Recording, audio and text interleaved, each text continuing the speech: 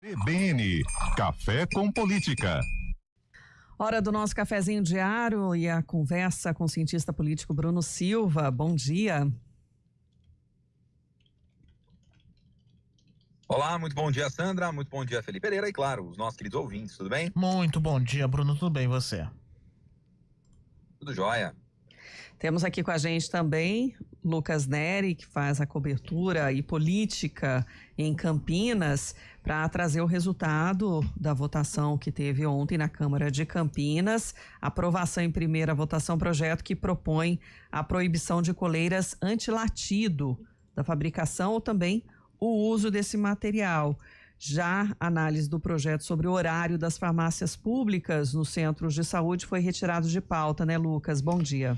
Bom dia, Sandra, Felipe, Bruno, ouvinte da CBN Campinas. Ontem dois projetos chamavam mais atenção da pauta de fato, né? Que é a primeira votação que acabou sendo aprovada, um projeto do vereador Herbert Ganem do Podemos, ele que tem essa postura mais da causa animal, e trazia esse destaque, né, de uma medida aí para coibir práticas de maus tratos e promover respeito à integridade física e emocional dos animais, tá? Que é com relação à venda desses equipamentos que são usados, chamados coleiras de choque, né?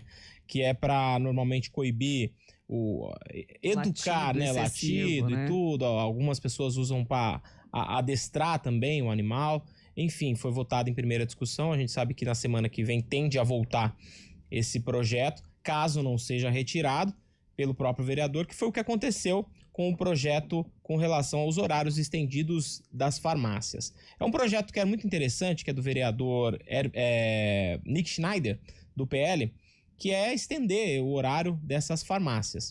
O que a gente percebe? Quando um vereador retira o projeto depois de uma primeira votação, e principalmente quando ele é da base, né, do prefeito, normalmente é para conversar um pouco mais, ou até mesmo que é chamado lá na Câmara de pôr na gaveta, que é onde fica ali e ninguém nunca mais vê esse projeto, porque talvez ele não seja tão interessante assim para a prefeitura.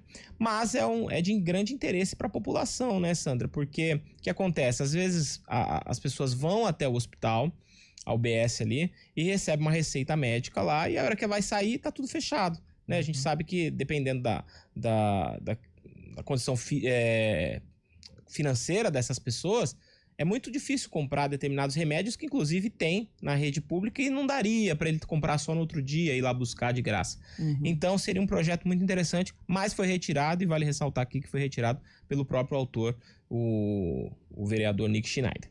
Então teve a aprovação em primeira discussão do projeto de maus tratos e a retirada desse projeto. Outra coisa que chamou atenção também ontem foi lido, foi o afastamento por licença, dando a justificativa de pessoal, né, da vereadora Mariana Conte, que é do PSOL. A proposta, ela vai fazer uma viagem humanitária, algo assim, mas é relacionado a questões particulares dela, e ela acabou tirando essa licença que, como é de um mês só, nenhum vereador vai precisar assumir. Agora, outros projetos ainda estão sendo apresentados para análise de comissões, para depois ir também para plenário. Qual chamou mais atenção nesses últimos dias, Lucas? Isso, a vereadora Débora Palermo, que também é do PL, ela tem uma proposta que é ajustar, né, a questão do trânsito aqui na cidade com relação a vagas de estacionamento. Então, faria aquela pintura, sabe aquelas vagas que acabam ficando individuais, assim, no meio-fio? Seria mais para isso mesmo, de fato, acabar delimitando ali uma vaga, porque tem pessoas que acabam parando e acabam ocupando duas vagas. Enfim, eu falei um pouco com ela, Sandra, ontem, inclusive, lá no plenário, e a gente trouxe essa entrevista rápida aqui para ela falar um pouquinho. Vereadora, fala um pouco sobre a ideia desse projeto da demarcação das vagas. A ideia é que a INDEC faça uma fiscalização e faça a pintura de solo, a sinalização melhor, porque o que acontece, que a gente tem visto e recebido muita reclamação, as pessoas não param adequadamente, então um espaço que poderia estacionar 2 carros é ocupado por 1 carro, ou às vezes até ocupa 1 carro, ocupa um espaço de 3 carros, que poderiam otimizar espaços para que as pessoas usem, porque a limitação já é tão grande na cidade, falta espaço para estacionar, falta estacionamento, tem rotativo, mas faltam vagas. Então a gente precisa que a cidade se organize para que as pessoas, não só a INDEC faça a pintura de solo, a sinalização de solo, mas também há uma campanha de conscientização para as pessoas usarem essas vagas, pensando que existem outras pessoas que também precisam estacionar, precisam usar aquelas vagas e use da melhor maneira possível. Me chama a atenção que foi divulgado recentemente que só de arrecadação e multa nos 6 primeiros meses do ano, quase 60 milhões de reais. Deveria sobrar um dinheirinho para isso.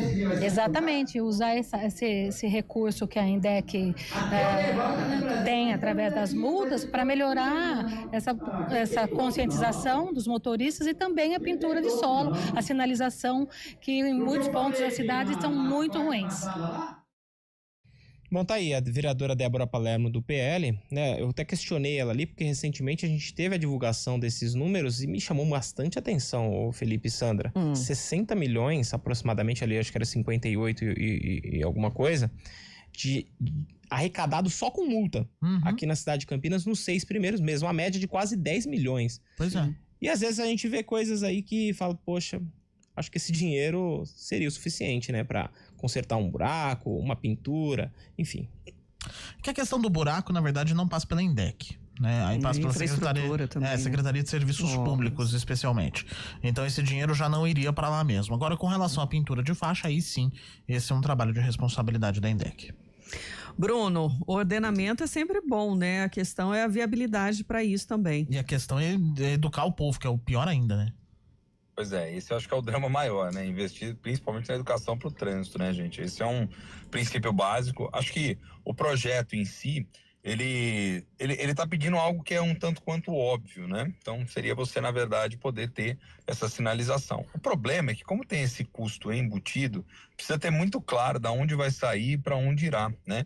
E se não tem isso demasiadamente claro no projeto, é uma meia porta, vamos dizer assim, para um futuro veto depois por parte do prefeito, se não tiver justificado devidamente de onde sairá esse recurso, né? Então, de novo, o mérito é essencial, acho que o projeto ele é interessantíssimo, realmente precisa poder otimizar, vamos dizer assim, as vagas como um todo, só que o problema acaba esbarrando justamente nesse sentido que pode ser o sentido do custo, que aliás, né, do que o Lucas havia falado há pouco, né, também conosco, compartilhado aqui da informação, acredito que possa estar na base também da retirada daquele projeto envolvendo a questão do horário aí das farmácias como um todo. Por quê? Porque isso tem um custo, né, para poder pagar o servidor, que vai ficar ali mais tempo, então isso gera um impacto direto e há uma tendência, não estou dizendo que necessariamente seja isso, mas há uma tendência do Poder Executivo olhar e dizer, olha, esse é um assunto de competência do Executivo, se for para ter o projeto, que ok, as pessoas precisam às vezes desse horário estendido, o próprio Felipe chamou a atenção sobre aqueles que trabalham no horário, que não tem essa viabilidade, ter esse horário mais final da tarde, começo da noite facilita bastante, mas isso pode vir como um projeto talvez do Executivo. Vamos ver, tem que acompanhar os próximos movimentos para entender se será dessa forma ou não. E aí, pensando em questões também de mobilidade, existe uma discussão a respeito do uso dos patinetes elétricos aqui em Campinas. Lucas Neri, inclusive, acompanhou um pouco dessa audiência na semana passada, né, Lucas? Isso, foi discutido lá tanto com a empresa JET, que é quem fornece esse serviço atualmente aqui em Campinas, estava representantes ali da INDEC também, e Prefeitura e a Câmara, muito para trazer um pouco sobre esses detalhes, né? Tem muita regra ali envolvendo esses patinetes, tem uma discussão maior, né, nível nacional, falando um pouco sobre a regulamentação desses patinetes aqui, porque hoje tudo que acontece, por exemplo, de irregularidade aqui em Campinas relacionado ao patinete, ela está relacionada diretamente à empresa. Então, por exemplo, alguém que deixa o patinete num lugar que não é permitido, alguém que deixa na frente da casa de alguém, a empresa que tem a responsabilidade, ela tem 30 minutos inclusive, que de acordo com o contrato com a prefeitura, de ir lá e retirar. Mas, de fato, ninguém pode ser hoje autuado pela INDEC ou uma fiscalização direta da INDEC relacionada aos patinetes, porque não existe regulamentação para isso e está sendo estudado algo com a prefeitura a respeito disso, não só para essa regulamentação para fiscalização, mas também para um crescimento, uma ampliação dos lugares que hoje podem atuar esses patinetes. Lembrando que eles têm ali na região central, Cambuí, também sentido Taquaral, onde tem algumas ciclovias, mas ele tem limitações. E isso está sendo trabalhado também com relação à velocidade, com relação de onde é permitido, calçada, não, e passar o conhecimento também para a população, que infelizmente muita gente que não usa principalmente, não sabe como é que funciona e às vezes denuncia, faz alguma coisa assim, sendo que está dentro das regras.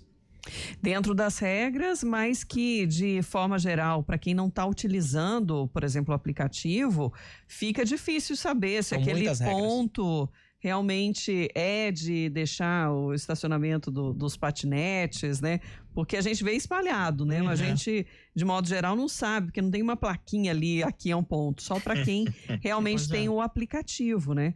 Então, considera que aquilo está abandonado muitas vezes. Teve já casos, né, de pessoas tentarem levar para casa, inclusive, um desses equipamentos, né, Lucas? Perfeito.